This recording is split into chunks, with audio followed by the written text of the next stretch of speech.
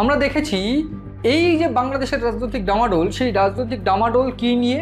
কারণ এনসিপি, এই এনসিপিকে বাড়তি সুবিধা পাইয়ে দেওয়ার চেষ্টা করছে কোথাও ইউনূস।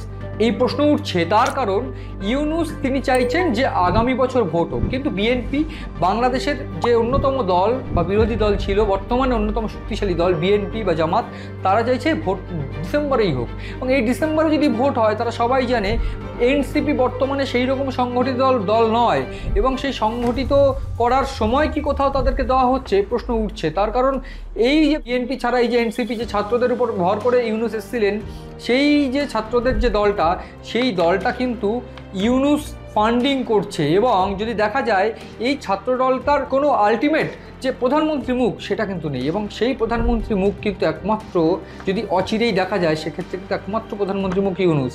এবং এই ইউনূস তিনি যে আগামীতে এনসিপি দলকে ক্ষমতায় এনে প্রধানমন্ত্রী করতে নিজেকে প্রধানমন্ত্রী হতে চাইছেন, এটা সবাই ইতিমধ্যে বুঝতে পেরেছে। এবং সেই জন্যই চীনে যেতে শুরু করেছেন বিএনপি নেতারা, এবং বিএনপি নেতারা যত চীনে যাচ্ছে তত কালঘাম ছুটছে এই ইউনূসের। এবং ঠিক সেই জন্য ইউনূস অন্যান্য যেসব দেশগুলো, অর্থাৎ যদি দেখা যায় পাকিস্তান বা এই চীনের সঙ্গে একটা জোট বেঁধে ভারতের বিরুদ্ধে একটা ষড়যন্ত্র করার চেষ্টা করছে, যাতে করে সাধারণ মানুষকে এটা বোঝানো যায় যে আমরা ভারত বিদ্বেষী, এবং ভারত বিদ্বেষী যত মানুষের মধ্যে তৈরি করতে পারবে, ঠিক ততই ইউনূস তার গদি একেবারে সেট বা একেবারে কনফার্ম করতে পারবে।